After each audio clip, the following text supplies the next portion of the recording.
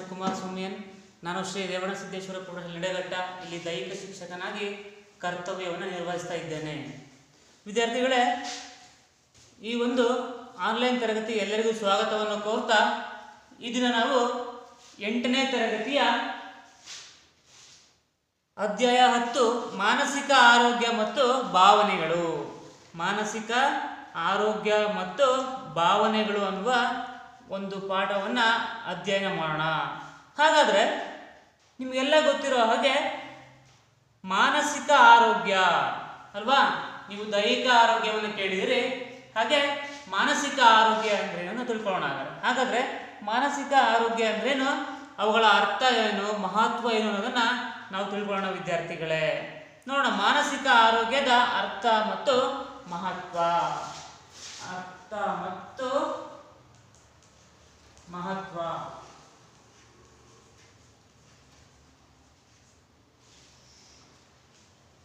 ನಿರಂತರವಾಗಿ ಬದಲಾಯಿಸುತ್ತಿರುವ ಪರಿಸರಕ್ಕೆ ತಕ್ಕಂತೆ ತನ್ನನ್ನು ಮಾರ್ಪಡಿಸಿಕೊಳ್ಳುವುದು ಹಾಗೂ ತನ್ನ ಕೆಲಸ ಕಾರ್ಯಗಳನ್ನು ಸುಸೂತ್ರವಾಗಿ ಮಾಡಿಕೊಂಡು ಎಲ್ಲರ ಜೊತೆ ಹೊಂದಾಣಿಕೆಯ ಜೀವನ ಸಾಗಿಸುವುದೇ ಇಂದಿನ ನಮ್ಮ ಜೀವನದ ಗುರಿಯಾಗಿದೆ. ಈ ಗುರಿಯನ್ನು ನೆರವೇರಬೇಕಾದರೆ ನಮ್ಮ ವ್ಯಕ್ತಿತ್ವವು ಐಕ್ಯತೆಯಿಂದಲೂ ಹಾಗೂ ಸಮತೋಲನತೆಯಿಂದಲೂ ಕೂಡಿರಬೇಕು. ಪ್ರತಿಯೊಬ್ಬ ವ್ಯಕ್ತಿಯು ಸಹ ತನ್ನ ಜೀವನದ ಮಾರ್ಗದಲ್ಲಿ ಬರುವ ಜಟಿಲತೆಯನ್ನು ಪರಿಹಾರವನ್ನು ಕಂಡುಕೊಳ್ಳಬೇಕು. ಇಂತಹ ಸ್ಥಿತಿಯಲ್ಲಿ ವ್ಯಕ್ತಿಯಲ್ಲಿ ಮಾನಸಿಕ ಅಸಮತೋಲನಕ್ಕೆ ಕಾರಣವಾಗುತ್ತದೆ. ಮಾನಸಿಕ ಆರೋಗ್ಯದ ಮೇಲೆ ಪ್ರತಿಕೂಲ ಬೀರುವ ಪ್ರಭಾವವನ್ನು ಬೀರಿ ಅನ್ಯಮನಸ್ಕ ವ್ಯಕ್ತಿತ್ವ ನಿರ್ಮಾಣವಾಗುತ್ತದೆ. ನೋಡಿ, ಮಾನಸಿಕ ಆರೋಗ್ಯ ತುಂಬ ಬಹುಮುಖ್ಯವಾಗಿರ್ತದೆ. ಹೇಗೆ ದೈಹಿಕ ಆರೋಗ್ಯ ಮುಖ್ಯನ, ಮಾನಸಿಕ ಆರೋಗ್ಯನೂ ಸಹ ತುಂಬ ಮುಖ್ಯ ಆಗಿದೆ. ಮಾನಸಿಕ ಆರೋಗ್ಯ ಸರಿ ಇಲ್ಲ ಅಂದರೆ ಆ ವ್ಯಕ್ತಿಯ ಜೀವನವೇ ಕಷ್ಟವಾಗ್ತದೆ. ಹಾಗೆ ಪ್ರಕೃತಿಯೊಂದಿಗೆ ಅಥವಾ ಪರಿಸರದೊಂದಿಗೆ, ಸುತ್ತಮುತ್ತಲಿನ ಸಮುದಾಯದೊಂದಿಗೆ ಆ ವ್ಯಕ್ತಿಯು ಉತ್ತಮವಾದ ಬಾಂಧವ್ಯವನ್ನು ಹೊಂದಿರಬೇಕು. ಅಂದರೆ ಆ ವ್ಯಕ್ತಿಯು ಮಾನಸಿಕವಾಗಿ ಸದೃಢವಾಗಿರಬೇಕು ಮತ್ತು ಮಾನಸಿಕ ಭಾವನೆಗಳು ಚೆನ್ನಾಗಿರಬೇಕು. ಹಾಗಾದರೆ ಮಾನಸಿಕ ಭಾವನೆಗಳು ಚೆನ್ನಾಗಿಲ್ಲ ಅಂದರೆ ಏನಾಗುತ್ತೆ, ಆ ವ್ಯಕ್ತಿಯ ಮೇಲೆ ಪ್ರತಿಕೂಲ ಪರಿಣಾಮಗಳನ್ನು ಬೀರ್ತವೆ. ಮಾನಸಿಕ ಭಾವನೆಗಳು ಆ ವ್ಯಕ್ತಿಯ ಮೇಲೆ, ಆ ವ್ಯಕ್ತಿಯ ಬೆಳವಣಿಗೆಗೆ ಅಥವಾ ಅಭಿವೃದ್ಧಿಗೆ ಅಥವಾ ಅವನ ಜೀವನದ ಮೇಲೆ ಬಹುಮುಖ್ಯವಾದ ಪ್ರತಿಕೂಲವನ್ನು ಬೀರ್ತವೆ. ಹಾಗಾದರೆ ಇಂದಿನ ದಿನಗಳಲ್ಲಿ ವ್ಯಕ್ತಿಗೆ ದೈಹಿಕ ಆರೋಗ್ಯ ಎಷ್ಟು ಮುಖ್ಯವೋ ಮಾನಸಿಕ ಆರೋಗ್ಯವು ಅಷ್ಟೇ ಮುಖ್ಯ. ನೋಡಿ, ಈ ಇತ್ತೀಚಿನ ದಿನಗಳಲ್ಲಿ ವ್ಯಕ್ತಿ ಹೇಗಾಗ್ಬಿಟ್ಟಿದ್ದಾನೆ ಅಂದರೆ ಒಬ್ಬ ಯಾಂತ್ರೀಕೃತ ಬದುಕನ್ನು ನಡೆಸ್ತಾ ಇದ್ದಾನೆ. ವ್ಯಕ್ತಿ ಒಬ್ಬ ಯಾಂತ್ರೀಕೃತ ಬದುಕನ್ನು ನಡೆಸ್ತಾ ಇದ್ದಾನೆ ಅಂದರೆ ಯಂತ್ರಗಳ ಥರ ದುಡಿತಾ ಇದ್ದಾನೆ ಬೆಳಗಿಂದ ಸಂಜೆವರೆಗೂ. ಹಾಗಾದರೆ ಮಾನಸಿಕ ರೋಗಗಳನ್ನು ಹೋಗಲಾಡಿಸುವುದಕ್ಕಾಗಿ ಅಥವಾ ತಡೆಗಟ್ಟುವುದಕ್ಕಾಗಿ ಮಾನಸಿಕ ಆರೋಗ್ಯದ ಅಧ್ಯಯನಕ್ಕೆ ಹೆಚ್ಚು ಮಹತ್ವವನ್ನು ನೀಡಲಾಗುತ್ತದೆ. ನೋಡಿ, ಮಾನಸಿಕ ಆರೋಗ್ಯ ಅಥವಾ ರೋಗಗಳನ್ನು ಹೋಗಲಾಡಿಸೋಕೆ ಏನು ಮಾಡಬೇಕು ಅಥವಾ ತಡೆಗಟ್ಟಕ್ಕೆ ಏನು ಮಾಡಬೇಕು, ಮಾನಸಿಕ ಆರೋಗ್ಯದ ಅಧ್ಯಯನಕ್ಕೆ ಹೆಚ್ಚಿನ ಮಹತ್ವವನ್ನು ನೀಡಬೇಕಾಗುತ್ತೆ. ಮಾನಸಿಕ ಆರೋಗ್ಯದ ಅರ್ಥ. ವಿಶ್ವಸಂಸ್ಥೆಯ ಪ್ರಕಾರ ಮಾನಸಿಕ ಆರೋಗ್ಯವೆಂದರೆ ವ್ಯಕ್ತಿಯು ಕ್ಷೇಮಕರವಾಗಿದ್ದು ತನ್ನ ಸಾಮರ್ಥ್ಯಗಳನ್ನು ಅರಿತುಕೊಂಡು ಜೀವನದ ಸಾಮಾನ್ಯ ನಿಯಮಗಳನ್ನು, ಒತ್ತಡಗಳನ್ನು ನಿಭಾಯಿಸಿಕೊಂಡು ಲಾಭದಾಯಕವಾಗಿ ಕಾರ್ಯನಿರ್ವಹಿಸಿ ತನ್ನ ಸಮಾಜಕ್ಕೆ ಕೊಡುಗೆಯನ್ನು ನೀಡುವ ಸ್ಥಿತಿಯೇ ಮಾನಸಿಕ ಆರೋಗ್ಯವಾಗಿದೆ. ನೋಡಿ, ವಿಶ್ವಸಂಸ್ಥೆ ಹೇಳುತ್ತೆ ಮಾನಸಿಕ ಆರೋಗ್ಯಕ್ಕೆ ಒಂದು ಡೆಫಿನೇಷನ್ ಅನ್ನು ಕೊಟ್ಟಿದೆ. ವಿಶ್ವಸಂಸ್ಥೆ ಮಾನಸಿಕ ಆರೋಗ್ಯಕ್ಕೆ ಒಂದು ಡೆಫಿನೇಷನ್ ಅನ್ನ ಕೊಟ್ಟಿದೆ. ಆ ಡೆಫಿನೇಷನ್ ಹೇಗಿದೆ ಅಂದರೆ, ಅದರ ಅರ್ಥ ಹೇಗಿದೆ ಅಂತ ತಿಳ್ಕೊಳ್ಳೋದಾದ್ರೆ, ವಿಶ್ವ ಆರೋಗ್ಯ ಸಂಸ್ಥೆಯ ಪ್ರಕಾರ ಮಾನಸಿಕ ಆರೋಗ್ಯವೆಂದರೆ ವ್ಯಕ್ತಿಯು ಕ್ಷೇಮಕರವಾಗಿದ್ದು ತನ್ನ ಸಾಮರ್ಥ್ಯಗಳನ್ನು ಅರಿತುಕೊಂಡು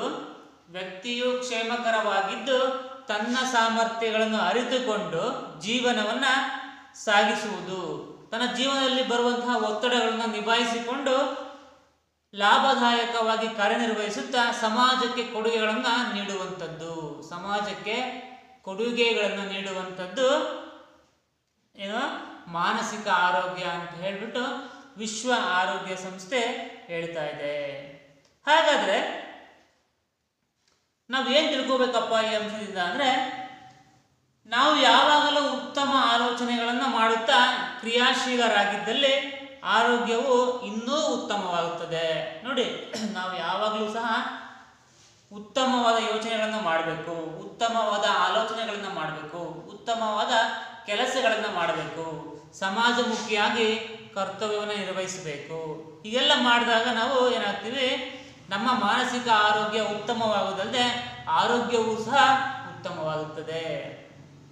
ಇದರೊಂದಿಗೆ ನಾವು ಏನು ತಿಳ್ಕೊತೀವಿ ಅಂದರೆ, ವ್ಯಕ್ತಿಯ ದೈಹಿಕ ಆರೋಗ್ಯ ಎಷ್ಟು ಮುಖ್ಯವೋ ಹಾಗೆ ಮಾನಸಿಕ ಆರೋಗ್ಯವೂ ಸಹ ತುಂಬ ಮುಖ್ಯವಾಗುತ್ತೆ.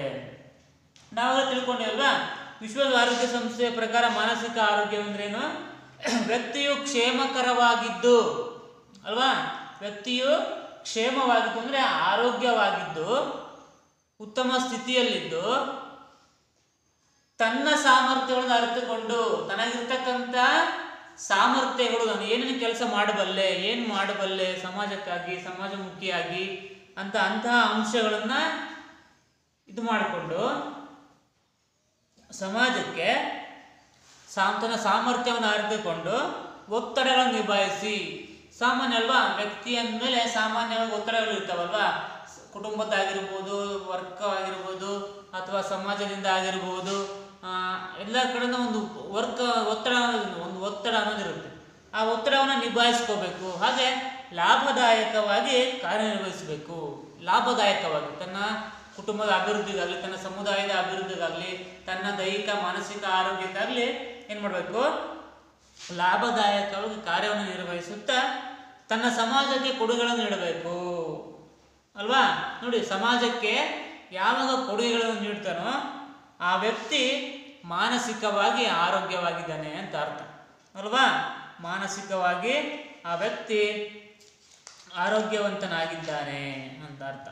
ಹಾಗಾದರೆ ಇದು ಮಾನಸಿಕ ಆರೋಗ್ಯದ ಅರ್ಥ. ವಿಶ್ವಸಂಸ್ಥೆಯ ಪ್ರಕಾರ ಮಾನಸಿಕ ಆರೋಗ್ಯವೆಂದರೆ ವ್ಯಕ್ತಿಯು ಕ್ಷೇಮಕರವಾಗಿದ್ದು ತನ್ನ ಸಾಮರ್ಥ್ಯಗಳನ್ನು ಅರಿತುಕೊಂಡು ಜೀವನದ ಸಾಮಾನ್ಯ ಒತ್ತಡಗಳನ್ನು ನಿಭಾಯಿಸಿಕೊಂಡು ಲಾಭದಾಯಕವಾಗಿ ಕಾರ್ಯನಿರ್ವಹಿಸುತ್ತಾ ತನ್ನ ಸಮಾಜಕ್ಕೆ ಕೊಡುಗೆಯನ್ನು ನೀಡುವ ಸ್ಥಿತಿಗೆ ಸಾಮಾಜಿಕ ಮಾನಸಿಕ ಆರೋಗ್ಯ ಅಂತ ಹೇಳಿ ಕರೀತಾರೆ. ಹಾಗಾದರೆ ನಾವು ಅರ್ಥವನ್ನು ತಿಳ್ಕೊಂಡ್ವಿ, ಮಹತ್ವವನ್ನು ತಿಳ್ಕೊಂಡ್ವಿ. ಯಾವುದ್ರ ಪ್ರಕಾರ? ವಿಶ್ವಸಂಸ್ಥೆಯ ಪ್ರಕಾರ. ಯಾವುದ್ರ ಪ್ರಕಾರ? ವಿಶ್ವಸಂಸ್ಥೆಯ ಪ್ರಕಾರ.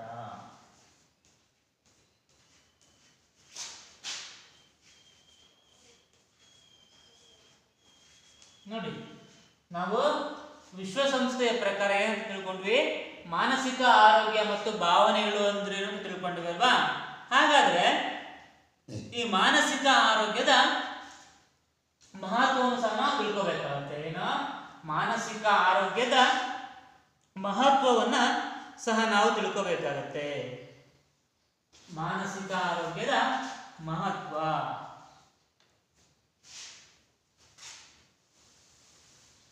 ಅರ್ಥ ತಿಳ್ಕೊಂಡ್ವಲ್ವಾ. ಹಾಗಾದ್ರೆ ನಾವು ಮಹತ್ವವನ್ನ ತಿಳ್ಕೊಳ್ಳೋಣ. ಏನು ಮಹತ್ವ? ಸಾಮಾಜಿಕ ಆರೋಗ್ಯದ ಮಹತ್ವ ಏನು, ಅದರ ಮಹತ್ವಾಕಾಂಕ್ಷೆ ಏನು, ಅದರ ಏನು ಉಪಯೋಗ ಅಲ್ವಾ. ನೋಡಿ, ದೀರ್ಘ ಆಯುಷ್ಯ ಹಾಗೂ ಆರೋಗ್ಯಕರ ಬದುಕಿಗೆ ಉತ್ತಮ ಮಾನಸಿಕ ಆರೋಗ್ಯ ಹೊಂದುವುದು, ಕಾಪಾಡಿಕೊಳ್ಳುವುದು ಅವಶ್ಯಕವಾಗಿದೆ. ನೋಡಿ, ದೀರ್ಘಕಾಲ ಬದುಕಲಿಕ್ಕೆ ಅಲ್ವಾ, ದೀರ್ಘಾಯುಷ್ಯ ಏನು, ದೀರ್ಘಾಯುಷ್ಯ ಅಂದ್ರೆ ಆಯಸ್ಸು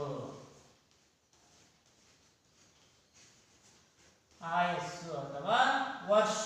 ಎಷ್ಟು ವರ್ಷ ನಾವು ದೀರ್ಘಾಯುಷ್ಯವನ್ನು ಪಡ್ಕೊಂಡು ಅನೇಕ ವರ್ಷ ಆರೋಗ್ಯಕರವಾಗಿ ನಾವು ಬದುಕಬೇಕು ಅಂದ್ರೆ ಏನ್ ಮಾಡಬೇಕು?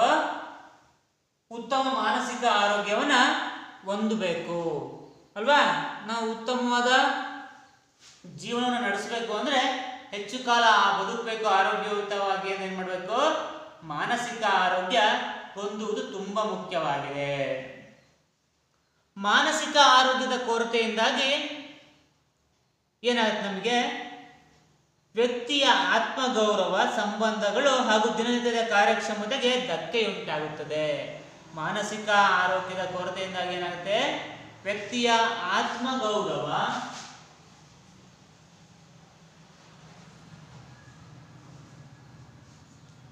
ಅಲ್ವಾ, ಆತ್ಮಗೌರವ, ಸಂಬಂಧಗಳು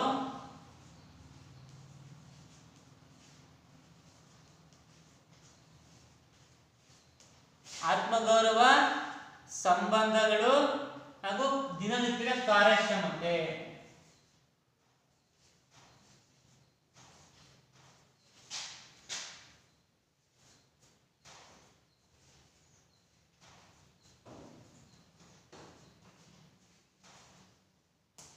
ನೋಡಿ ಏನಾಗುತ್ತೆ,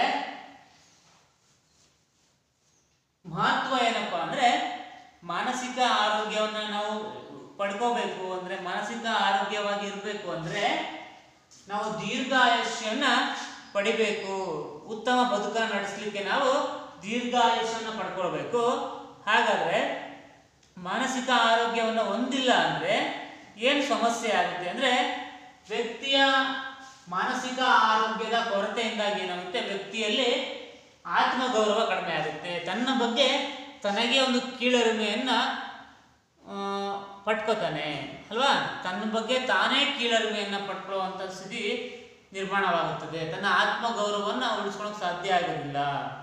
ಸಂಬಂಧಗಳು ಹಾಗೂ ದಿನನಿತ್ಯದ ಕಾರ್ಯಕ್ಷಮತೆಗೆ ಧಕ್ಕೆ ಉಂಟಾಗುತ್ತೆ. ಸಂಬಂಧಗಳು ಎಂದರೇನು, ನಮ್ಮ ಸುತ್ತಮುತ್ತಲಿನ ಸಮುದಾಯ ಆಗಿರ್ಬೋದು, ನಮ್ಮ ಕುಟುಂಬದಲ್ಲಾಗಿರ್ಬೋದು ಅಲ್ವಾ, ತಂದೆ ತಾಯಿಯರ ಸಂಬಂಧ ಆಗಿರ್ಬೋದು, ಗಂಡ ಹೆಂಡತಿ ಸಂಬಂಧ ಆಗಿರ್ಬೋದು, ತಂದೆ ಮಕ್ಕಳ ಸಂಬಂಧ ಆಗಿರ್ಬೋದು, ಅಕ್ಕ ತಂಗಿ ಅಣ್ಣ ತಮ್ಮ ಎಲ್ಲ ಸಂಬಂಧಗಳನ್ನು ಸಹ ನಾವು ದೂರ ಮಾಡ್ಕೋಬೇಕಾಗತ್ತೆ. ಅವರೊಂದಿಗೆ ಒಂದು ಉತ್ತಮ ಸಂಬಂಧವನ್ನು ಹೊಂದಲಿಕ್ಕೆ ಸಾಧ್ಯ ಆಗೋದಿಲ್ಲ.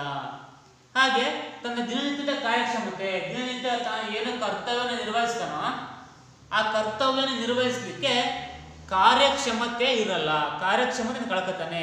ಆ ದಿನನಿತ್ಯದ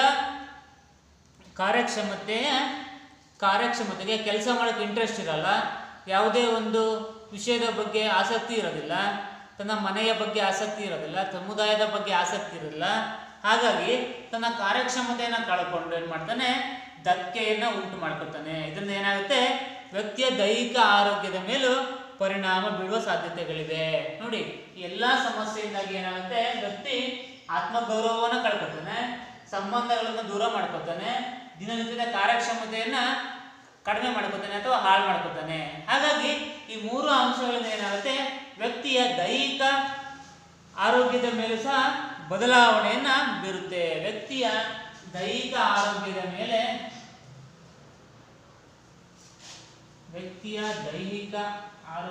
ಮೇಲೆ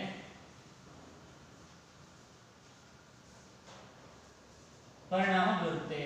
ಏನು, ವ್ಯಕ್ತಿಯ ದೈಹಿಕ ಆರೋಗ್ಯದ ಮೇಲೂ ಸಹ ಪರಿಣಾಮ ಬೀರುತ್ತೆ. ಹಾಗಾದ್ರೆ ಮಾನಸಿಕ ಆರೋಗ್ಯದ ಕೊರತೆಯಿಂದಾಗಿ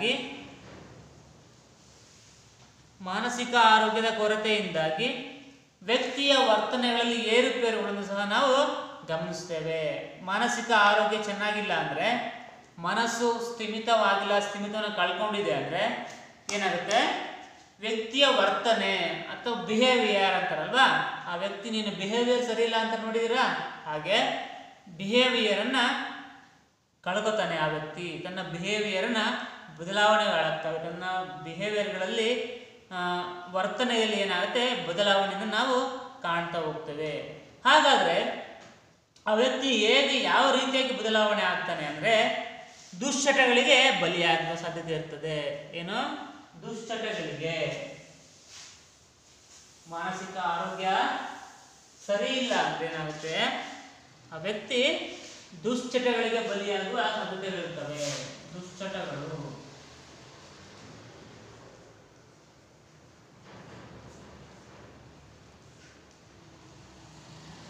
ನೋಡಿ ಅಲ್ವಾ, ವ್ಯಕ್ತಿ ದುಶ್ಚಟಗಳಿಗೆ ಬಲಿಯಾಗುವಂತಹ ಸಾಧ್ಯತೆಗಳು ಹೆಚ್ಚಾಗಿ ಇರ್ತವೆ. ಯಾವ ದುಶ್ಚಟಗಳಿಗೆ ಬಲಿಯಾಗ್ತಾನೆ ಹಾಗಾದ್ರೆ ಮಾದಕ ವಸ್ತುಗಳ ಸೇವನೆ. ಯಾವುದು? ಮಾದಕ ವಸ್ತುಗಳ ಸೇವನೆ.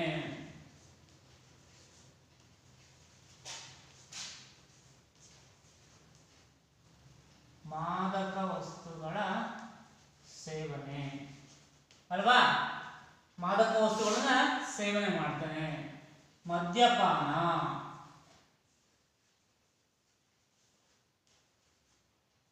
ಮದ್ಯಪಾನ, ಧೂಮಪಾನ,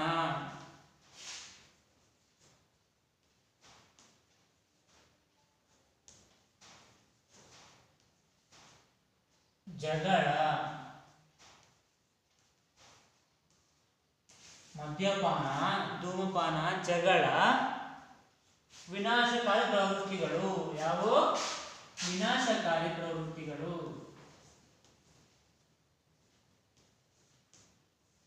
ವಿನಾಶಕಾರಿ ಪ್ರವೃತ್ತಿಗಳು.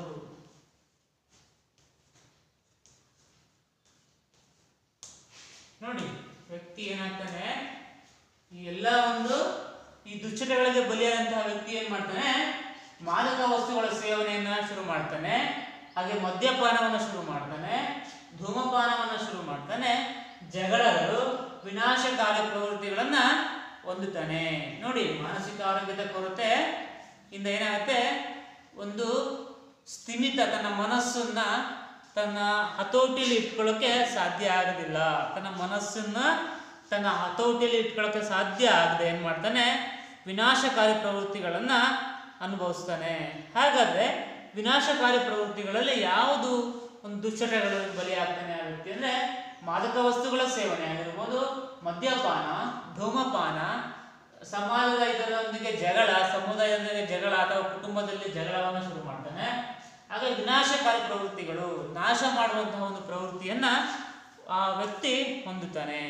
ಹಾಗಾದ್ರೆ ಇವುಗಳಲ್ಲಿ ಪ್ರಮುಖವಾದವು ಏನಪ್ಪಾ ಅಂಶಗಳು ನೋಡೋದಾದ್ರೆ, ನಾವು ಈ ಮಾನಸಿಕ ಆರೋಗ್ಯದ ಕೊರತೆಯಿಂದಾಗಿ ಈ ಎಲ್ಲ ದುಶ್ಚಟಗಳಿಗೆ ಬಲಿಯಾದಂಥ ವ್ಯಕ್ತಿ ಏನ್ ಮಾಡ್ತಾನೆ, ವಿನಾಶಕಾರಿ ಪ್ರವೃತ್ತಿಗಳು ಯಾವುವು ಅಂತ ನೋಡಿದಾಗ, ಇದರಲ್ಲಿ ಪ್ರಮುಖವಾಗಿ ಬರ್ತಕ್ಕಂಥ ಪ್ರವೃತ್ತಿಗಳು ಯಾವುವು ಅಂತ ನಾವು ನೋಡಿದಾಗ,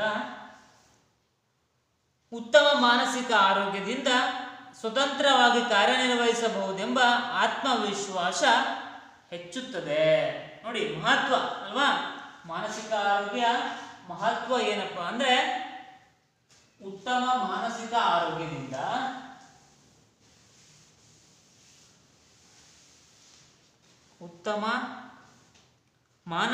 ಆರೋಗ್ಯದಿಂದ ಏನ್ ಮಾಡ್ತಾನೆ ವ್ಯಕ್ತಿ, ಸ್ವತಂತ್ರವಾಗಿ ಕಾರ್ಯನಿರ್ವಹಿಸಬಹುದೆಂಬ ಆತ್ಮವಿಶ್ವಾಸವು ಹೆಚ್ಚಾಗುತ್ತದೆ. ನೋಡಿ, ಉತ್ತಮ ಮಾನಸಿಕ ಆರೋಗ್ಯ ವ್ಯಕ್ತಿ ಹೊಂದಿದ್ದ ಅಂದ್ರೆ ಅವನು ಏನ್ ಮಾಡ್ತಾನೆ, ಅವನು ಸ್ವತಂತ್ರವಾಗಿ ಕಾರ್ಯವನ್ನು ನಿರ್ವಹಿಸುವ ಆತ್ಮವಿಶ್ವಾಸ ಹೆಚ್ಚಾಗಿರುತ್ತದೆ, ತನ್ನಲ್ಲಿ ಹೆಚ್ಚಾಗಿರುತ್ತದೆ.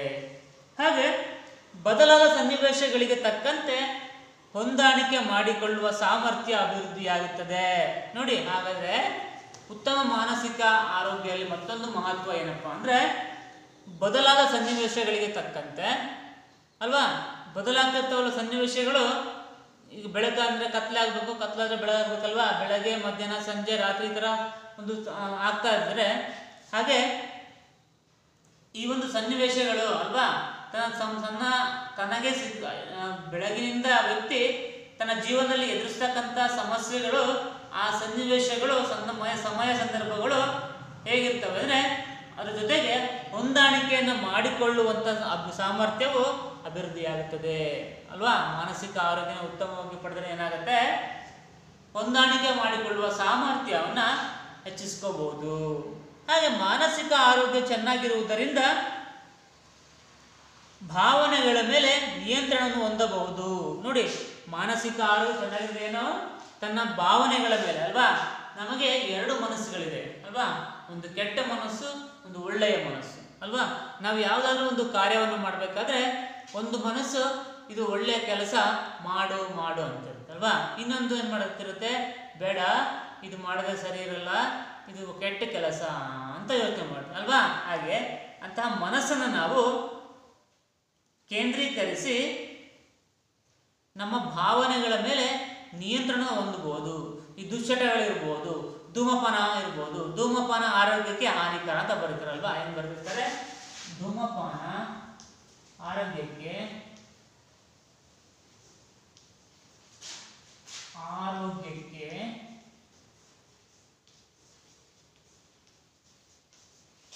ಹಾನಿಕಾರ ಅಲ್ವಾ? ಏನು ನೋಡಿದ್ರೆ ನೀವು ಅಲ್ವಾ, ಬಸ್ ಸ್ಟ್ಯಾಂಡ್ಗಳಲ್ಲಿ, ಆಸ್ಪತ್ರೆಗಳಲ್ಲಿ, ರೈಲ್ವೆ ಸ್ಟೇಷನ್ಗಳಲ್ಲಿ, ಮತ್ತೆ ಶಾಲಾ ಕಾಂಪೌಂಡ್ಗಳೆಲ್ಲ ಬರೆದಿದ್ದಾರೆ ಧೂಮಪಾನ ಆರೋಗ್ಯಕ್ಕೆ ಹಾನಿಕರ ಅಂತ ಬರುತ್ತೆ ಅಲ್ವಾ. ಇವರು ಧೂಮಪಾನ ಮಾಡೋದ್ರಿಂದ ಏನಾಗುತ್ತೆ, ನಮ್ಮ ಶ್ವಾಸಕೋಶವು ಹಾಳಾಗ್ತಾ ಹೋಗುತ್ತೆ. ಶ್ವಾಸಕೋಶದ ಮೇಲೆ ಪರಿಣಾಮವನ್ನು ಬೀರಿ ಅಸ್ತಮ, ಅಲರ್ಜಿಯಂತಹ ಕಾಯಿಲೆಗಳು ಉತ್ಪತ್ತಿಯಾಗುತ್ತವೆ. ಹಾಗಾದರೆ ಇಂಥ ಒಂದು ಧೂಮಪಾನ, ಮದ್ಯಪಾನವನ್ನು ಬಿಡಬೇಕು ಅಂತ ಏನು ಮಾಡಬೇಕು? ಆ ವ್ಯಕ್ತಿ ತನ್ನ ಮನಸ್ಸನ್ನು ಗಟ್ಟಿಯಾಗಿ ಇಟ್ಕೋಬೇಕು. ಆ ವ್ಯಕ್ತಿ ಒಂದು ದೃಢ ನಿಲುವನ್ನು ತಗೋಬೇಕು. ನಾನು ಬಿಟ್ಟೇ ಬಿಡ್ತೀನಿ, ನಾನು ಧೂಮಪಾನ ಮದ್ಯಪಾನವನ್ನು ಮಾಡಲ್ಲ. ಹಾಗಾದರೆ ಅಂತಹ ಒಂದು ಗಟ್ಟಿಯಾಗಿ ನಿರ್ಧಾರ ತಗೋಬೇಕು ಅಂದರೆ ಏನು ಮಾಡಬೇಕು? ಮಾನಸಿಕ ಆರೋಗ್ಯವನ್ನು ಚೆನ್ನಾಗಿ ಇಟ್ಕೋಬೇಕು. ಮಾನಸಿಕ ಆರೋಗ್ಯ ಚೆನ್ನಾಗಿ ಇದ್ದಲ್ಲಿ ಮಾತ್ರ ಆ ಒಂದು ಭಾವನೆಗಳ ಮೇಲೆ ವ್ಯಕ್ತಿಯ ನಿಯಂತ್ರಣವನ್ನು ಹೊಂದಿರ್ತಾನೆ. ಯಾವ ವ್ಯಕ್ತಿ ತನ್ನ ಭಾವನೆಗಳ ಮೇಲೆ ನಿಯಂತ್ರಣ ಹೊಂದಿಲ್ಲವೋ ಆ ವ್ಯಕ್ತಿ ಏನು ಮಾಡ್ತಾನೆ? ದುಶ್ಚಟಗಳಿಗೆ ಬಲಿಯಾಗ್ತಾನೆ. ದುಶ್ಚಟಗಳಿಗೆ ಬಲಿಯಾಗಿ ತನ್ನ ಜೀವನವನ್ನು ಹಾಳು ಮಾಡ್ಕೊತಾನೆ. ಹಾಗಾದರೆ ಉತ್ತಮ ಮಾನಸಿಕ ಆರೋಗ್ಯದಿಂದ ಸಮಯ ಪ್ರಜ್ಞೆ ಹೆಚ್ಚುತ್ತದೆ. ನೋಡಿ, ಸಮಯ ಪ್ರಜ್ಞೆ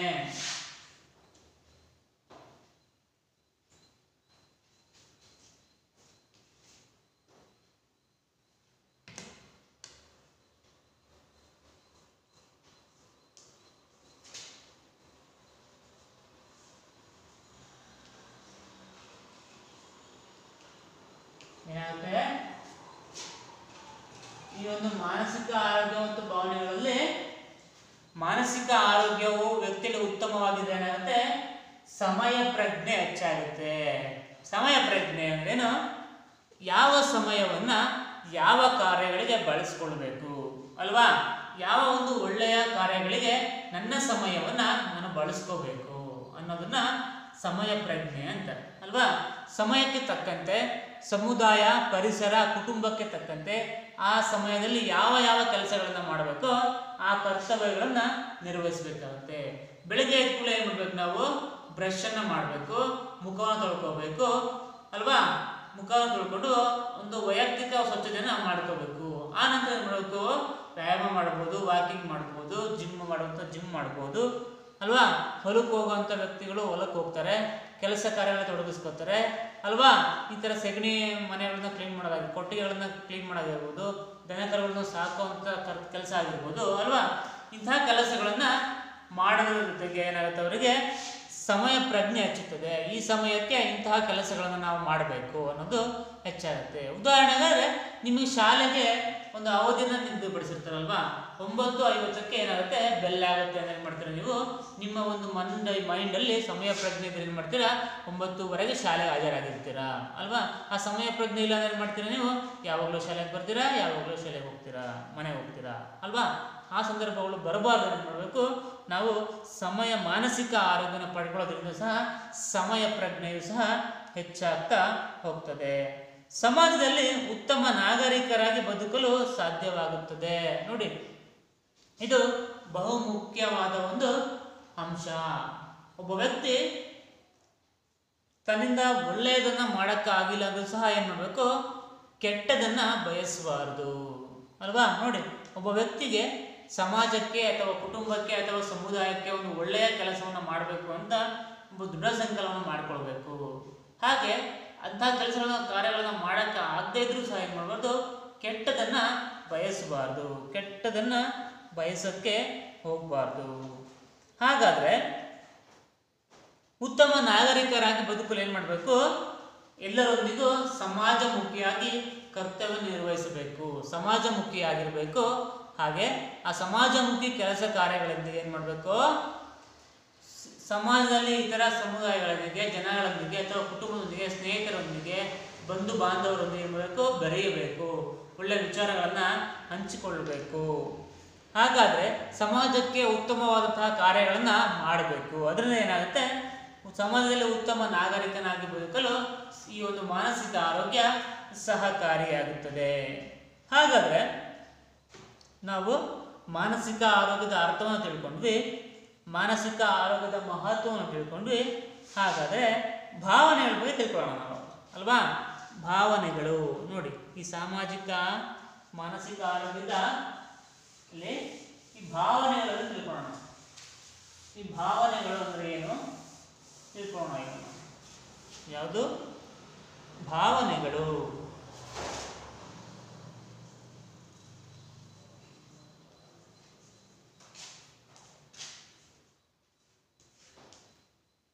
ನೋಡಿ, ಭಾವನೆಗಳು ಅಲ್ವಾ. ಎಲ್ಲ ವ್ಯಕ್ತಿಗಳಲ್ಲೂ ಭಾವನೆಗಳಿರ್ತಾವಲ್ವಾ. ನಿಮ್ಮ ಭಾವನೆಗಳನ್ನು ನೀವು ಹಂಚ್ಕೋತೀರಲ್ವಾ, ಸರಿನಾ?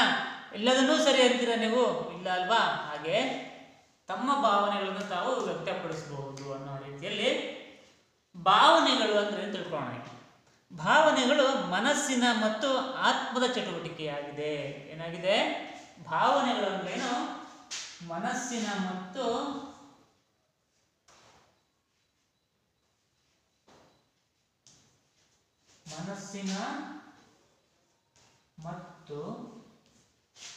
ಆತ್ಮದ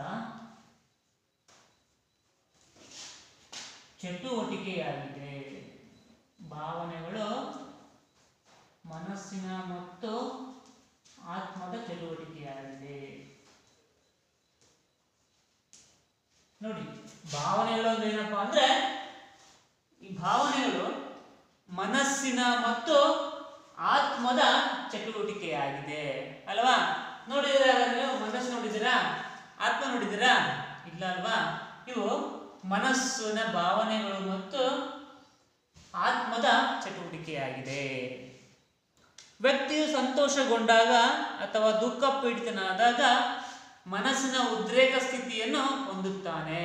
ಏನ್ ಮಾಡ್ತಾನೆ ವ್ಯಕ್ತಿ? ಏನಾಗುತ್ತೆ, ವ್ಯಕ್ತಿಗೆ ಸಂತೋಷವಾದಾಗ ಅಥವಾ ದುಃಖವಾದಾಗ ಏನ್ ಮಾಡ್ತಾನೆ ವ್ಯಕ್ತಿ?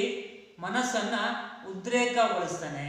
ಮನಸ್ಸನ್ನ ಉದ್ರೇಕಗೊಳಿಸಿದಾಗ ಏನಾಗುತ್ತೆ, ದುಃಖ ಪೀಡಿತನಾದಾಗ ಮನಸ್ಸಿನ ಉದ್ರೇಕ ಸ್ಥಿತಿಯನ್ನು ಹೊಂದುತ್ತಾನೆ ಅಲ್ವಾ. ದುಃಖ ಆದಾಗ ಏನ್ ಮಾಡ್ತೀವಿ ನಾವು? ಅಳ್ತೀವಿ ಅಲ್ವಾ. ದುಃಖ ಆದಾಗ ಏನ್ ಮಾಡ್ತೀವಿ? ಅಳ್ತೀವಿ. ದುಃಖ ಆದಾಗ ಯಾರು ನಗಾಡ್ತಾರ? ಇಲ್ಲ ಅಲ್ವಾ. ಹಾಗೆ ಖುಷಿ ಆದಾಗ ಯಾರು ಅಳ್ತಾರ? ಇಲ್ಲ ಅಲ್ವಾ. ಏನ್ ಮಾಡ್ತಾರೆ? ಖುಷಿ ಆದಾಗ ನಗುತ್ತಾರೆ ಅಲ್ವಾ. ಸಂತೋಷಗೊಂಡಾಗ ನಗುತ್ತಾರೆ. ಮನಸ್ಸಿನ ಉದ್ರೇಕ ಸ್ಥಿತಿ, ಮನಸ್ಸಿನ ಭಾವನೆಗಳು ವ್ಯಕ್ತಪಡಿಸ್ತಾರೆ. ಹಾಗೆ ಭಾವನೆಗಳು ವ್ಯಕ್ತಿಯ ಬದುಕಿನಲ್ಲಿ ಪ್ರಮುಖ ಪಾತ್ರವನ್ನು ವಹಿಸುತ್ತವೆ. ಏನ್ ಮಾಡ್ತವೆ? ಭಾವನೆಗಳು ವ್ಯಕ್ತಿಯ ಬದುಕಿನಲ್ಲಿ ಪ್ರಮುಖ ಪಾತ್ರಗಳನ್ನು ವಹಿಸ್ತಾ ಬರ್ತವೆ. ಭಾವನೆ ರಹಿತ ಬದುಕು ನಿಶ್ಚೇಜಕವಾಗಿರುತ್ತದೆ. ನೋಡಿ, ವ್ಯಕ್ತಿಗೆ ಭಾವನೆಗಳೇ ಇಲ್ಲ ಅಂದ್ರೆ, ಒಬ್ಬ ವ್ಯಕ್ತಿಗೆ ಭಾವನೆಗಳು ಇಲ್ಲ ಅಂದ್ರೆ ಏನಾಗುತ್ತೆ, ಅವನು ಜಡವಾಗಿರ್ತಾನೆ. ಜಡ ಅಂದ್ರೇನು? ಯಾವುದೇ ಒಂದು ಚಲನವಲನಗಳು ಇಲ್ಲದೆ ಇರತಕ್ಕಂಥದ್ದು ವಸ್ತು, ಜಡ ವಸ್ತು ಆಗಿಬಿಡ್ತಾನೆ. ಈಗ ನೋಡಿದಿರಲ್ವಾ, ಈ ಬೆಂಚು ಕುರ್ಚಿ ಅಲ್ವಾ, ಇವೆಲ್ಲ ಏನಿದೆ ಇಟ್ಟಲ್ಲೇ ಇರ್ತಾವಲ್ವಾ. ಅವಕ್ಕೇನಿದೆ? ಭಾವನೆಗಳಿದೆಯಾ? ಏನೂ ಇಲ್ಲ ಅಲ್ವಾ. ಅವಕ್ಕೆ ಯಾವುದಾದ್ರು ಒಂದು ಜೀವ ಇದೆಯಾ? ಇಲ್ಲ. ಹಾಗೆ ಏನಾಗುತ್ತೆ, ಭಾವನೆ ರಹಿತ ಬದುಕು ನಿಸ್ತೇಜಕವಾಗಿರುತ್ತದೆ. ಯಾವ ವ್ಯಕ್ತಿ ತನ್ನಲ್ಲಿ ಭಾವನೆಗಳನ್ನು ಇಟ್ಕೊಂಡಿರಲ್ಲ, ಭಾವನೆಗಳನ್ನು ಇಟ್ಕೊಂಡಿರಲ್ವೋ ಆ ವ್ಯಕ್ತಿಯ ಬದುಕು ಏನಾಗಿರುತ್ತೆ? ನಿಸ್ತೇಜಕವಾಗಿರುತ್ತದೆ. ನಿಸ್ತೇಜಕ ಅಂದ್ರೆ ಸತ್ತೋಗಿರುತ್ತೆ ಅಂತ ಅರ್ಥ. ಅಂದ್ರೆ ಜಡವಾಗಿರುತ್ತದೆ, ಯಾವುದೇ ಭಾವನೆಗಳಿರಲ್ಲ, ಜಡವಾಗಿರುತ್ತದೆ ಅಂತ ಅರ್ಥ. ಇವುಗಳು ಸಕಾರಾತ್ಮಕ ಅಥವಾ ನಕಾರಾತ್ಮಕ ಭಾವನೆಗಳೆಂದು ಗುರುತಿಸಲ್ಪಡುತ್ತವೆ. ಹಾಗಾದ್ರೆ ನಾವು ನೋಡೋಣ, ಭಾವನೆಗಳಲ್ಲಿ ಎರಡು ವಿಧ. ಎಷ್ಟು? ಭಾವನೆಗಳಲ್ಲಿ ಎರಡು ವಿಧಗಳಿವೆ.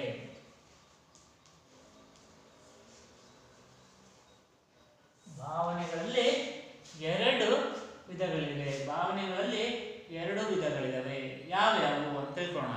ಭಾವನೆಗಳಲ್ಲಿ ಎರಡು ವಿಧ, ಎರಡು ರೀತಿಯಾದ ಭಾವನೆಗಳನ್ನ ನಾವು ನೋಡ್ತೀವಿ ಅಂತ. ಎರಡು ರೀತಿಯಾದ ಭಾವನೆಗಳನ್ನ ನಾವು ನೋಡಬಹುದು. ಒಂದು ಸಕಾರಾತ್ಮಕ.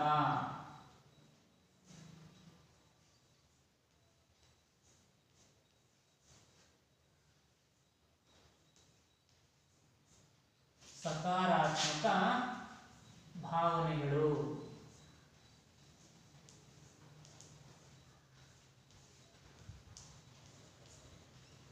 ಸಕಾರಾತ್ಮಕ ಭಾವನೆಗಳು ನೋಡಿ, ಸಕಾರಾತ್ಮಕ ಭಾವನೆಗಳು ನೋಡಿ, ಒಬ್ಬ ವ್ಯಕ್ತಿಯಲ್ಲಿ ಏನಿದೆ ಸಕಾರಾತ್ಮಕ ಭಾವನೆಗಳು ಅಲ್ವಾ. ಭಾವನೆಗಳಲ್ಲಿ ನಾವು ಎರಡು ವಿಧಗಳನ್ನು ಕಾಣಬಹುದು. ಮೊದಲನೇದು ಸಕಾರಾತ್ಮಕ ಭಾವನೆಗಳು. ಏನಾಗಂದ್ರೆ ಸಕಾರಾತ್ಮಕ ಭಾವನೆಗಳು ಅಂದ್ರೇನು?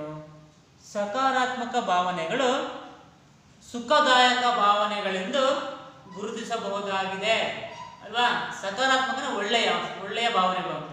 ಸಕಾರಾತ್ಮಕ ಅಂದ್ರೆ ಆ ವ್ಯಕ್ತಿಯ ಮನಸ್ಸಿಗೆ, ವ್ಯಕ್ತಿಯ ಭಾವನೆಗಳಿಗೆ ಒಳ್ಳೆಯದನ್ನು ಕೊಡ್ತಕ್ಕಂಥದ್ದು, ಸದಾ ಹರ್ಷವಾಗಿರ್ತಕ್ಕಂಥದ್ದು, ಸಂತೋಷದಿಂದ ಇರ್ತಕ್ಕಂಥದ್ದು, ಅಂತ ಒಂದು ಜೀವನ ತೃಪ್ತಿಕರವಾಗಿ ನಡೆಸುವಂಥದ್ದು ಏನು ಸಕಾರಾತ್ಮಕ ಭಾವನೆಗಳು. ಹಾಗಾದ್ರೆ ಅಂತಹ ಭಾವನೆಗಳು ಯಾವುವು? ಪ್ರೀತಿ, ಪ್ರೇಮ, ಸಂತೋಷ, ಪ್ರಶಂಸೆ. ಏನು? ಪ್ರೀತಿ,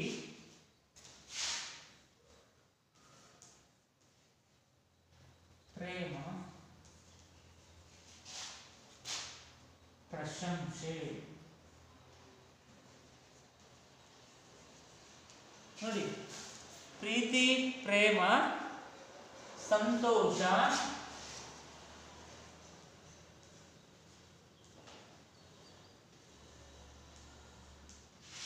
ಇವು ಸಂತೋಷ.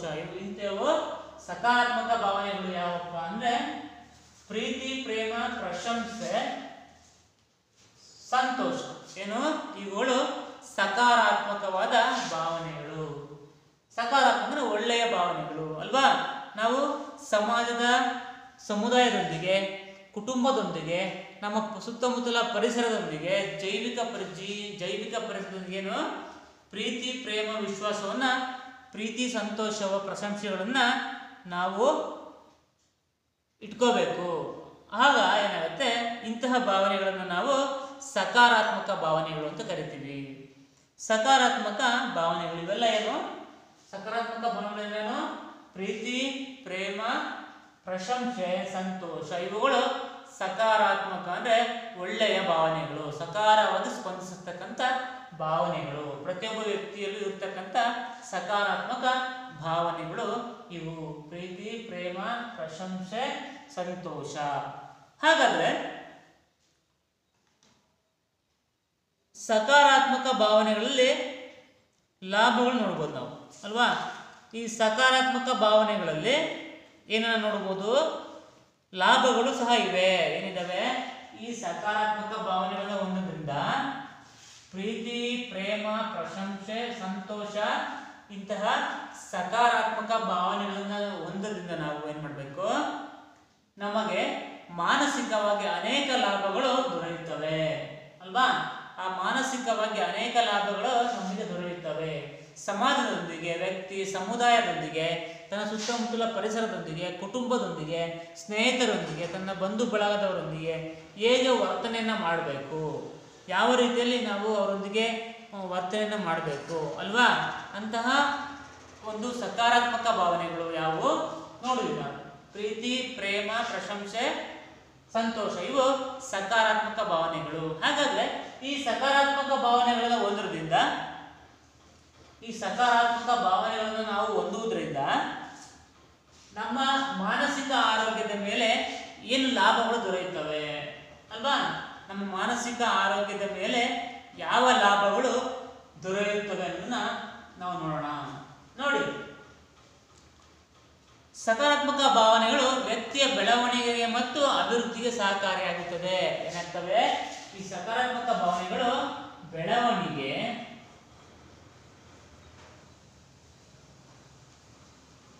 ಮತ್ತು ಅಭಿವೃದ್ಧಿ.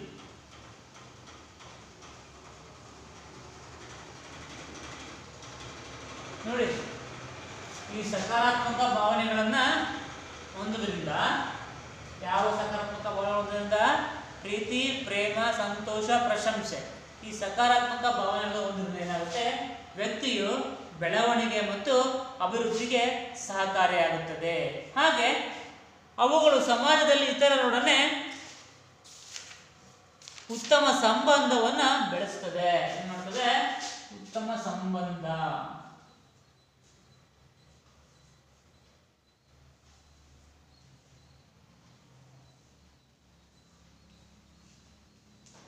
ನೋಡಿದ್ರಲ್ವಾ? ಈ ಸಕಾರಾತ್ಮಕ ಭಾವನೆಗಳನ್ನ ನಾವು ಓದಿದ್ರೆ ಏನಾಗುತ್ತೆ, ವ್ಯಕ್ತಿಯ ಬೆಳವಣಿಗೆ ಮತ್ತು ವ್ಯಕ್ತಿಯ ಅಭಿವೃದ್ಧಿ ಆಗುತ್ತದೆ ಅಲ್ವಾ. ವ್ಯಕ್ತಿ ತನ್ನ ಬೆಳವಣಿಗೆನ ಹೊಂದಬಹುದು, ಯಾವುದೇ ಕೆಲಸ ಕಾರ್ಯಗಳಾಗಿರ್ಬೋದು ಅಥವಾ ಕೃಷಿ ಕಾರ್ಯಚಟುವಟಿಕೆಗಳಾಗಿರ್ಬೋದು, ಅಂಥದ್ರಲ್ಲಿ ತನ್ನ ಅಭಿವೃದ್ಧಿಯನ್ನ, ಬೆಳವಣಿಗೆ ಮತ್ತು ಅಭಿವೃದ್ಧಿಯನ್ನ ಹೊಂದಬಹುದು. ಹಾಗೆ ಸಮಾಜದಲ್ಲಿ ಇತರ ಸಮುದಾಯದೊಂದಿಗೆ, ಸಮಾಜದಲ್ಲಿ ಇರ್ತಕ್ಕಂಥ ಸುತ್ತಮುತ್ತಲು ಇರ್ತಕ್ಕಂಥ ಸಮಾಜದೊಂದಿಗೆ ಅಲ್ವಾ, ಅಥವಾ ಕುಟುಂಬದೊಂದಿಗೆ ಅಥವಾ ಸ್ನೇಹಿತರು, ಫ್ರೆಂಡ್ಸ್ ಆಗಿರ್ಬೋದು, ಅಂತಹವರೊಂದಿಗೆ ಏನು ಮಾಡಬೇಕು, ಉತ್ತಮವಾದ ಸಂಬಂಧವನ್ನು ಬೆಳೆಸ್ತಾರೆ. ಉತ್ತಮವಾದ ಸಂಬಂಧವನ್ನು ಬೆಳೆಸ್ಕೊಳ್ಳಿಕ್ಕೆ ಅನುಕೂಲ ಅಥವಾ ಸಹಕಾರಿಯಾಗ್ತವೆ. ಸಮಾಜದಲ್ಲಿ ಉತ್ತಮ ಗುಣದ ನಡತೆಯನ್ನು ತೋರಿಸಲು ಸಕಾರಾತ್ಮಕ ಭಾವನೆಗಳು ಪೂರಕವಾಗುತ್ತವೆ. ಏನು? ಸಮಾಜದಲ್ಲಿ ಉತ್ತಮ ಗುಣದ ನಡತೆ, ಉತ್ತಮ ಗುಣ ಮತ್ತು ನಡತೆ. ನೋಡಿ, ಸಮಾಜದಲ್ಲಿ ವ್ಯಕ್ತಿ ಸಕಾರಾತ್ಮಕ ಭಾವನೆಗಳ ಹೊಂದೋದ್ರಿಂದ ಬೆಳವಣಿಗೆಯನ್ನು ಹೊಂದಬಹುದು, ಅಭಿವೃದ್ಧಿಯನ್ನು ಹೊಂದಬಹುದು, ಉತ್ತಮ ಸಂಬಂಧವನ್ನು ಹೊಂದಬಹುದು. ಹಾಗೆ ತನ್ನ ಗುಣ ಮತ್ತು ನಡತೆಗಳಲ್ಲೂ ಸಹ ಬದಲಾವಣೆಯನ್ನು ಕಂಡುಕೊಳ್ಳಬಹುದು. ಗುಣ ಮತ್ತು ನಡತೆಯಲ್ಲೂ ಸಹ ಬದಲಾವಣೆಯನ್ನು ಕಂಡುಕೊಳ್ಳಬಹುದು. ಹಾಗಾದರೆ ಸಕಾರಾತ್ಮಕ ಭಾವನೆಗಳು ವ್ಯಕ್ತಿಯೊಬ್ಬನ ಸಾಧನೆ ಮತ್ತು ಸಾಧಿಸಿದ ಗುರಿಗಳು ಆತನ ಭಾವನೆಗಳ ಫಲವಾಗಿರುತ್ತವೆ. ನೋಡಿ, ಹಾಗಾದ್ರೆ ವ್ಯಕ್ತಿ ಸಾಧನೆ ಮತ್ತು ಸಾಧಿಸಿದ ಗುರಿಗಳು ಆತನ ಸಕಾರಾತ್ಮಕ ಭಾವನೆಗಳ ಫಲವಾಗುತ್ತದೆ. ಯಾವುದೇ ಒಬ್ಬ ವ್ಯಕ್ತಿ ಅಭಿವೃದ್ಧಿ ಹೊಂದಿದ ಅಂದರೆ, ಆತನ ಸಾಧನೆ ಮಾಡ್ದ, ಆತನ ಗುರಿಗಳನ್ನು ಮುಟ್ಟಿದ ಅಂದರೆ ಆತನಿಗೆ ಯಾವುದು ಸಹಾಯ ಮಾಡುದು ಅಂದರೆ, ಆತನಲ್ಲಿ ಇರ್ತಕ್ಕಂಥ ಸಕಾರಾತ್ಮಕ ಭಾವನೆಗಳೇ ಅವನಿಗೆ ಏನು ಮಾಡ್ತವೆ, ಉನ್ನತ ಮಟ್ಟಕ್ಕೆ ಬೆಳೆಯಲು ಅನುಕೂಲವನ್ನು ಮಾಡಿಕೊಡ್ತವೆ. ಹಾಗಾಗಿ ಏನಾಗಿದೆ, ವ್ಯಕ್ತಿಯೊಬ್ಬನ ಸಾಧನೆ ಮತ್ತು ಸಾಧಿಸಿದ ಗುರಿಗಳು ಆತನ ಸಕಾರಾತ್ಮಕ ಭಾವನೆಗಳ ಫಲವಾಗುತ್ತದೆ. ಸಕಾರಾತ್ಮಕ ಭಾವನೆಗಳ ಫಲದಿಂದಾಗಿ ಏನು ಮಾಡ್ತಾನೆ, ಆ ವ್ಯಕ್ತಿ ಸಮಾಜದೊಂದಿಗೆ ಉತ್ತಮವಾದ ಬಾಂಧವ್ಯವನ್ನು ಹೊಂದಿ ತನ್ನ ಸಾಧನೆ ಮತ್ತು ಗುರಿಯನ್ನು ತಲುಪಲಿಕ್ಕೆ ಸಹಾಯವಾಗ್ತದೆ. ಹಾಗೆ ಇವಿಷ್ಟು ಸಕಾರಾತ್ಮಕ ಭಾವನೆಗಳು: ಪ್ರೀತಿ, ಪ್ರೇಮ, ಪ್ರಶಂಸೆ, ಸಂತೋಷ, ಬೆಳವಣಿಗೆ ಮತ್ತು ಅಭಿವೃದ್ಧಿ ಆಗ್ತದೆ. ಹಾಗೆ ಉತ್ತಮ ಗುಣ ಮತ್ತು ನಡತೆಯನ್ನು ಹೊಂದಬಹುದು ಮತ್ತು ಪರಿಸರದೊಂದಿಗೆ ಅಥವಾ ಸಮಾಜದೊಂದಿಗೆ ಉತ್ತಮ ಸಂಬಂಧವನ್ನು ಹೊಂದಬಹುದು ಅನ್ನೋದನ್ನ ತಿಳ್ಕೊಂಡ್ವಿ. ಹಾಗಾದ್ರೆ ನಕಾರಾತ್ಮಕ ಭಾವನೆಗಳು ಯಾವುವು? ಭಾವನೆಗಳಲ್ಲಿ ಎರಡು ವಿಧ ಅಂತ ಹೇಳಿದಲ್ವಾ, ಒಂದು ಸಕಾರಾತ್ಮಕ ಭಾವನೆಗಳು ಆಯಿತು, ಎರಡನೇದು ನಕಾರಾತ್ಮಕ ಭಾವನೆಗಳು.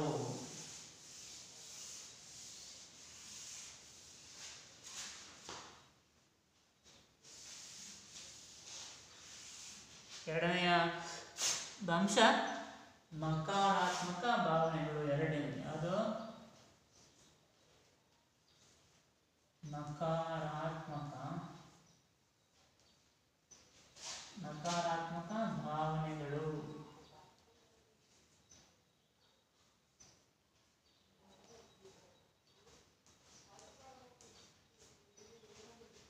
ನಕಾರಾತ್ಮಕ ಭಾವನೆಗಳು ಹೇಗೆ ಒಬ್ಬ ವ್ಯಕ್ತಿಯಲ್ಲಿ ಸಕಾರಾತ್ಮಕ ಭಾವನೆಗಳು ಇರ್ತವೋ ಹಾಗೆ ನಕಾರಾತ್ಮಕ ಭಾವನೆಗಳು ಸಹ ಇರ್ತವೆ. ನಾವು ಹೇಗೆ ಆ ಭಾವನೆಗಳನ್ನು ಯೂಸ್ ಮಾಡ್ಕೊಳ್ತೀವೋ, ಯಾವ ಭಾವನೆಗಳನ್ನು ನಾವು ವ್ಯಕ್ತಪಡಿಸ್ತೀವೋ, ಸಮಾಜದೊಂದಿಗೆ, ಸಮುದಾಯದೊಂದಿಗೆ, ಕುಟುಂಬದೊಂದಿಗೆ ಯಾವ ಒಂದು ಭಾವನೆಗಳನ್ನು ವ್ಯಕ್ತಪಡಿಸ್ತೀವೋ ಆ ಭಾವನೆಗಳನ್ನು ಹೊಂದಲಿಕ್ಕೆ ಸಾಧ್ಯವಾಗುತ್ತದೆ. ಯಾವುದು ನಕಾರಾತ್ಮಕ ಭಾವನೆಗಳು? ಯಾವುವು?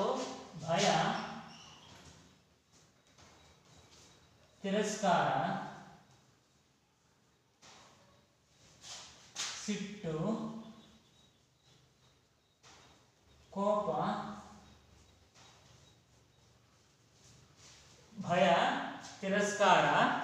ಸಿಟ್ಟು, ಕೋಪ, ಅಸೂಯೆ,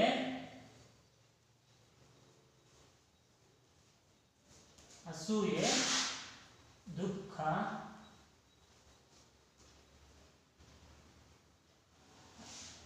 ಭಯ, ತಿರಸ್ಕಾರ, ಸಿಟ್ಟು, ಕೋಪ, ಅಸೂಯೆ, ದುಃಖ ಇವು ಏನು ಇಷ್ಟು ಭಾವನೆಗಳು ಏನು ನಕಾರಾತ್ಮಕ ಭಾವನೆಗಳು ಅಲ್ವಾ. ಸಕಾರಾತ್ಮಕ ಭಾವನೆಗಳು ಹೇಗೆ ಒಬ್ಬ ವ್ಯಕ್ತಿಯಲ್ಲಿ ಇದಾವೋ ಹಾಗೆ ನಕಾರಾತ್ಮಕ ಭಾವನೆಗಳು ಸಹ ನಾವು ನೋಡಬಹುದಾಗಿದೆ. ಈ ನಕಾರಾತ್ಮಕ ಭಾವನೆಗಳಲ್ಲಿ ಏನು ಭಯ ಅಲ್ವಾ. ಯಾವುದೋ ಒಬ್ಬ ವ್ಯಕ್ತಿಯಲ್ಲಿ ಏನಿರುತ್ತೆ ಭಯವನ್ನು ಹೊಂದಿರ್ತಾನೆ. ಎಲ್ಲ ಪ್ರತಿಯೊಂದು ಇದಕ್ಕೂ ಭಯ ಪಡುವಂಥದ್ದು, ಪ್ರತಿಯೊಂದು ವಿಷಯಕ್ಕೂ ಭಯ ಪಡುವಂಥದ್ದು.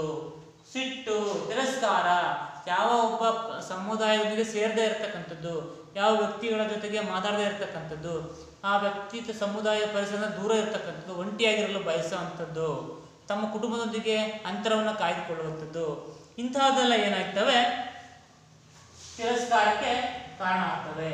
ಸಿಟ್ಟು, ಕೋಪ, ಅಸೂಯೆ, ದುಃಖ ಅಲ್ವಾ. ಯಾವೊಬ್ಬ ವ್ಯಕ್ತಿ ಉತ್ತಮವಾಗಿ ಒಂದು ಕಾರ್ಯವನ್ನು ನಿರ್ವಹಿಸ್ತಾ ಇದ್ದಾನೆ, ಉತ್ತುಂಗಕ್ಕೆ ಏರ್ತಿದ್ದಾನೆ ಅಂದರೆ ಅಸೂಯೆಯನ್ನು ಪಡ್ತಕ್ಕಂಥದ್ದು, ಅವನನ್ನು ನೋಡಿ ಏನು ಮಾಡೋದು ಅಸೂಯೆ ಪಡ್ತಕ್ಕಂಥದ್ದು ಅಲ್ವಾ. ಹೊಟ್ಟೆ ಕಿಚ್ಚನ್ನು ಪಡ್ತಕ್ಕಂಥದ್ದು, ಆ ಒಬ್ಬ ವ್ಯಕ್ತಿ ಉತ್ತಮವಾದ ಮಟ್ಟಕ್ಕೆ ಏರೋದನ್ನ ನೋಡಿಕೊಂಡು ಹೊಟ್ಟೆ ಕಿಚ್ಚನ್ನು ಪಡ್ಕೊಳ್ಳುವಂತಹದ್ದು ಅಂತಹದ್ದಾಗಿ ಅಲ್ವಾ. ಅಂತಹ ಕಾರ್ಯಗಳೇನು.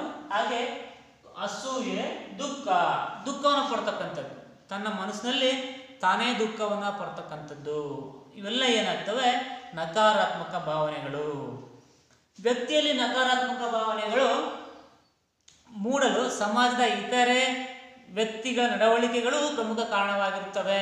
ನೋಡಿ, ಒಬ್ಬ ವ್ಯಕ್ತಿಯಲ್ಲಿ ಎರಡು ರೀತಿಯ ಭಾವನೆಗಳಿದ್ದಾಗ ಒಳ್ಳೆಯ ಭಾವನೆಗಳು ಇರ್ತವೆ, ಕೆಟ್ಟ ಭಾವನೆಗಳು ಇರ್ತಾವಲ್ವಾ. ಹಾಗಾದ್ರೆ ಆ ಕೆಟ್ಟ ಭಾವನೆಗಳನ್ನು ವ್ಯಕ್ತಪಡಿಸೋಕೆ ಏನಾಗುತ್ತೆ ವ್ಯಕ್ತಿಯ ನಡವಳಿಕೆಗಳಿಗೆ ಪ್ರಮುಖ ಕಾರಣ ಅಂದರೆ ಸಮಾಜದ ಇತರೆ ವ್ಯಕ್ತಿಗಳ ನಡವಳಿಕೆ. ಸಮಾಜದಲ್ಲಿ ಕೆಲವೊಂದು ಇತರೆ ಕೆಟ್ಟ ವ್ಯಕ್ತಿಗಳಿರ್ತಕ್ಕಂಥವರಿಂದ ಏನಾಗುತ್ತೆ ಒಬ್ಬ ವ್ಯಕ್ತಿಯ ಒಳ್ಳೆಯ ವ್ಯಕ್ತಿಯ ನಡವಳಿಕೆಗಳಿಗೆ ಪ್ರಮುಖ ಕಾರಣವಾಗ್ತದೆ.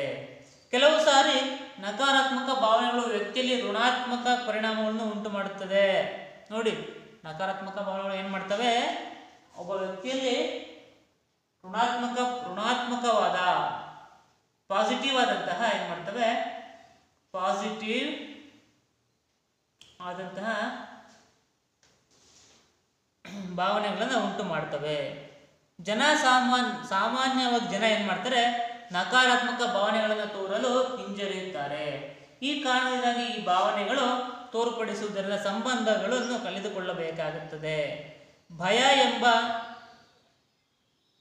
ನಕಾರಾತ್ಮಕ ಭಾವನೆಯು ಒಂದು ವೇಳೆ ಸರಿಯಾದ ರೀತಿಯಲ್ಲಿ ಅಭಿವ್ಯಕ್ತಿಗೊಳಿಸಿದ್ದೇ ಆದಲ್ಲಿ ಆ ವ್ಯಕ್ತಿಯು ದೈಹಿಕ ಮತ್ತು ಮಾನಸಿಕ ಆರೋಗ್ಯದ ಮೇಲೆ ಪ್ರತಿಕೂಲ ಪರಿಣಾಮವು ಉಂಟಾಗುತ್ತದೆ. ನೋಡಿ, ಈ ನಕಾರಾತ್ಮಕ ಭಾವನೆಗಳನ್ನ ಏನಾಗುತ್ತೆ ಇವೆಲ್ಲ ಭಾವನೆಗಳನ್ನ ತೋರ್ಪಡಿಸಿದ್ರೆ ವ್ಯಕ್ತಿಯಲ್ಲಿ ಪ್ರತಿಕೂಲ ಆರೋಗ್ಯದಲ್ಲಿ ಪ್ರತಿಕೂಲ ಪರಿಣಾಮವನ್ನ ಉಂಟು ಮಾಡ್ತವೆ, ಪ್ರತಿಕೂಲ ಪರಿಣಾಮವನ್ನ ಬೀರ್ತವೆ. ಹಾಗಾಗಿ ಈ ಪ್ರತಿಕೂಲ ಪರಿಣಾಮವನ್ನು ಬೀರೋದ್ರಿಂದ ಏನಾಗುತ್ತೆ ಈ ನಕಾರಾತ್ಮಕ ಭಾವನೆಗಳಿಂದ ವ್ಯಕ್ತಿಯ ಮಾನಸಿಕ ಬೆಳವಣಿಗೆ ಅಥವಾ ಮಾನಸಿಕವಾಗಿ ಕುಂದು ಹೋಗ್ತಾನೆ. ವ್ಯಕ್ತಿ ಮಾನಸಿಕವಾಗಿ ಜರ್ಜರಿತಗೊಂಡು ವ್ಯಕ್ತಿ ತನ್ನ ಏನು ಮಾಡ್ತಾನೆ ಸಮಸ್ಯೆಯನ್ನು ಎದುರಿಸ್ತಾನೆ. ಸಮಾಜದೊಂದಿಗೆ ಒಂದು ದೂರವನ್ನು ಕಾಯ್ದುಕೊಳ್ಳೋದಂತ ಆಗಿರ್ಬೋದು, ಕುಟುಂಬದೊಂದಿಗೆ ದೂರವನ್ನು ಬಯಸುವಂಥದ್ದಾಗಿರ್ಬೋದು, ಒಂಟಿತನವನ್ನು ಬಯಸುವಂತಾಗಿರ್ಬೋದು, ಇಂತಹ ಎಲ್ಲ ಸಮಸ್ಯೆಗಳಿಗೆ ನಕಾರಾತ್ಮಕ ಭಾವನೆಗಳು ದೂಡ್ತವೆ. ಹಾಗಾದರೆ ಏನು ಈ ನಕಾರಾತ್ಮಕ ಭಾವನೆಗಳು ಏನು ಮಾಡ್ತವೆ ಅಂದರೆ ವ್ಯಕ್ತಿಯ ದೈಹಿಕ ಮತ್ತು ಮಾನಸಿಕ ಆರೋಗ್ಯದ ಮೇಲೆ ಪ್ರತಿಕೂಲ ಪರಿಣಾಮವನ್ನು ಉಂಟು ಮಾಡಬಹುದಾಗಿರುತ್ತದೆ. ನೋಡಿ, ಈ ಎಲ್ಲ ಭಾವನೆಗಳು, ಈ ಕೆಟ್ಟ ಭಾವನೆಗಳು ಏನು ಮಾಡ್ತವೆ ಒಬ್ಬ ವ್ಯಕ್ತಿಯ ಮಾನಸಿಕ ಭಾವನೆಗಳ ಮೇಲೆ ಅಥವಾ ದೈಹಿಕ ಮತ್ತು ಮಾನಸಿಕ ಎರಡೂ ಆರೋಗ್ಯದ ಮೇಲೇನು ಪ್ರತಿಕೂಲ ಕೆಟ್ಟದಾದಂಥ ಕೆಟ್ಟ ಪರಿಣಾಮವನ್ನು ಬೀರುವ ಸಾಧ್ಯತೆಗಳು ಇರ್ತವೆ ಅಂತೇಳಿ ತಿಳಿಸ್ಕೊಡ್ತಾ ಇದ್ದಾರೆ. ಹಾಗಾದರೆ ನಾವು ನಕಾರಾತ್ಮಕ ಭಾವನೆಗಳನ್ನು ನೋಡಿದ್ವಿ, ಸಕಾರಾತ್ಮಕ ಭಾವನೆಗಳನ್ನು ನೋಡಿದ್ವಿ ಅಲ್ವಾ. ಈ ನಕಾರಾತ್ಮಕ ಭಾವನೆಗಳಲ್ಲಿ ಭಯ, ತಿರಸ್ಕಾರ, ಸಿಟ್ಟು, ಕೋಪ, ಅಸೂಯೆ, ದುಃಖ ಈ ಎಲ್ಲ ಅಂಶಗಳು ಸಹ ಪ್ರತಿಯೊಬ್ಬ ವ್ಯಕ್ತಿಯಲ್ಲೂ ಸಹ ಸೂಕ್ತವಾಗಿ ಆಡಲಿಕ್ಕಿರ್ತಕ್ಕಂಥ ಒಂದು ಕೆಟ್ಟ ಯೋಚನೆಗಳು ಅಲ್ವಾ. ಆ ವ್ಯಕ್ತಿ ಮಾನಸಿಕ ದೈಹಿಕವಾಗಿ ಚೆನ್ನಾಗಿದ್ರೆ ಆ ಉತ್ತಮವಾದ ಒಂದು ಸಕಾರಾತ್ಮಕ ಭಾವನೆ ಎಲ್ಲವನ್ನೂ ಸಕಾರಾತ್ಮಕವಾಗಿ ಸ್ವೀಕರಿಸೋದ್ರಿಂದ ಏನಾಗುತ್ತೆ, ಆತನ ಮಾನಸಿಕ ಬೆಳವಣಿಗೆ ದೈಹಿಕ ಬೆಳವಣಿಗೆಗೆ ಸಹಕಾರಿಯಾಗುತ್ತೆ. ಹಾಗೆ ನೋಡೋದಾದ್ರೆ ನಾವು ಸಮತೋಲನಾತ್ಮಕ ಭಾವನೆಗಳ ಬೆಳವಣಿಗೆ ಅಲ್ವಾ. ಈ ಎರಡು ಭಾವನೆಗಳು ಸಕಾರಾತ್ಮಕ ಮತ್ತು ನಕಾರಾತ್ಮಕ ಭಾವನೆಗಳು ಎರಡು ಸಮತೋಲನಾತ್ಮಕವಾಗಿ ಇರಬೇಕಂದ್ರೆ ಏನು ಮಾಡಬೇಕು ನಾವು, ಜನರು ಎಲ್ಲ ರೀತಿಯ ಭಾವನೆಗಳನ್ನು ಸಂದರ್ಭಕ್ಕೆ ತಕ್ಕಂತೆ ಅಭಿವ್ಯಕ್ತಗೊಳಿಸುತ್ತಾರೆ ಅಲ್ವಾ. ಯಾರೇ ವ್ಯಕ್ತಿಗಳಾದರೂ ಸಹ ಸಂದರ್ಭಕ್ಕೆ ಯಾವ ಒಂದು ರೀತಿಯ ಭಾವನೆಗಳನ್ನ ಅಭಿವ್ಯಕ್ತಗೊಳಿಸ್ತಾರೆ.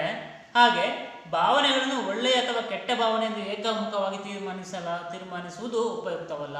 ಒಬ್ಬ ವ್ಯಕ್ತಿ ಭಾವನೆಗಳನ್ನು ತೋರ್ಪಡಿಸಿದ ಅಂದರೆ ಆ ವ್ಯಕ್ತಿಯ ಭಾವನೆಗಳು ಏನು ಕೆಟ್ಟ ಭಾವನೆ ಎಂದು ಏಕಮುಖವಾಗಿ ತೀರ್ಮಾನಿಸುವುದು ಉಪಯುಕ್ತ ಅಲ್ಲ, ಕಾರ್ಯಸಾಧುವಲ್ಲ ಅಥವಾ ಒಳ್ಳೆಯದಲ್ಲ. ಹಾಗೆ ವ್ಯಕ್ತಿ ತನ್ನ ಜೀವಿತ ಅವಧಿಯಲ್ಲಿ ಸಕಾರಾತ್ಮಕ ಅಥವಾ ನಕಾರಾತ್ಮಕ ಭಾವನೆಗಳೆರಡನ್ನು ಅನುಭವಿಸುತ್ತಾನೆ ಅಲ್ವಾ. ಪ್ರತಿಯೊಬ್ಬ ವ್ಯಕ್ತಿಯು ತನ್ನ ಜೀವನದಲ್ಲಿ ಏನಾಗಿರ್ತಾನೆ, ಎರಡು ರೀತಿಯ ಭಾವನೆಗಳನ್ನು ಸಹ ಅನುಭವಿಸುತ್ತಾನೆ. ಸಕಾರಾತ್ಮಕ ಭಾವನೆಗಳು ಮತ್ತು ನಕಾರಾತ್ಮಕ ಭಾವನೆಗಳು ಎರಡನ್ನೂ ಸಹ ಅನುಭವಿಸಿರ್ತಾನೆ. ಭಾವನೆಗಳನ್ನು ತಾನು ಅನುಭವಿಸಿದ ಹಾಗೆಯೇ ಅವುಗಳನ್ನು ಸ್ವೀಕರಿಸಬೇಕು ಅಲ್ವಾ. ವ್ಯಕ್ತಿಯು ಏನು ಮಾಡಬೇಕು, ಎಲ್ಲ ಭಾವನೆಗಳನ್ನು ಸಮನಾಗಿ ಸ್ವೀಕರಿಸಬೇಕು ಅಲ್ವಾ. ಸಮನಾಗಿ ಸರಿಯಾದ ರೀತಿಯಲ್ಲಿ ಸ್ವೀಕರಿಸಿ ಅಭಿವ್ಯಕ್ತಗೊಳಿಸಬೇಕು. ನಕಾರಾತ್ಮಕ ಭಾವನೆಗಳನ್ನು ಅನುಭವಿಸುವುದು ಸಹಜ, ಅವುಗಳನ್ನು ತಡೆಯುವುದು ಕಷ್ಟಕರ. ಆದರೆ ಅವುಗಳನ್ನು ಸಮರ್ಪಕವಾದ ರೀತಿಯಲ್ಲಿ ಏನು ಮಾಡಬೇಕು, ಅಭಿವ್ಯಕ್ತಿಗೊಳಿಸಿಕೊಳ್ಳಬೇಕು. ಸಮರ್ಪಕವಾದ ರೀತಿಯಲ್ಲಿ ಅಭಿವ್ಯಕ್ತಗೊಳಿಸಿಕೊಂಡಾಗ ಮಾತ್ರ ಏನಾಗುತ್ತೆ, ಈ ಒಂದು ಮಾನಸಿಕ ಆರೋಗ್ಯ ಭಾವನೆಗಳನ್ನು ಉತ್ತಮ ಭಾವನೆಗಳನ್ನು ಹೊಂದಲಿಕ್ಕೆ ಸಾಧ್ಯ ಆಗುತ್ತೆ ಅಂತೇಳಿ ವಿದ್ಯಾರ್ಥಿಗಳೇ, ಈ ಎಲ್ಲ ನಿಮಗೆ ಈ ತರಗತಿಯು ಅರ್ಥವಾಗಿದೆ ಅಂದ್ಕೊಂಡು ಈ ಒಂದು ತರಗತಿಯನ್ನು ಮುಕ್ತಾಯಗೊಳಿಸ್ತಿದ್ದೇನೆ. ಎಲ್ಲರಿಗೂ ವಂದನೆಗಳು.